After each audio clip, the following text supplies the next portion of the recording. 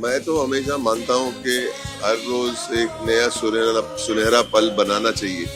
अगर हम बोलेंगे कि सुनहरे पल यादें में रह गई तो वो काफी नहीं है। हर रोज एक सुनहरा पल बनाना चाहिए। And I am saying this not कि वो बोलने में अच्छा लगता है, सुनने में अच्छा लगता है, ये हकीकत में होना चाहिए। Zenobia and I have been we've known each other for 44 years now, married 41 years. तो हर एक लम्हा, जैसे कि हम कोई चीज काउंट ही नहीं कर सकते हैं। नहीं करना चाहिए। करेक्ट। क्योंकि हम एक कोई चीज का एक स्टूल खरीदने गए, वो भी एक मेमोरी हो जाती है। Correct, घर के लिए कोई भी एक छोटा सा मतलब क्यूरियो होता है। हमने यहाँ पे लिया था, एक साथ लिया था, यहाँ पे रखा है। एवरीथिंग हैज गॉट सम महत्व एंड सम मीनिंग। भले ज्वेलरी हो, ज्वेलरी में बहुत याद रह जाता है क्योंकि बिल भरते वक्त बोलते हैं। तो आई डू बिलीव कि हर रोज एक नया एक मेमोरी बनाना हमारा फर्ज बनता है।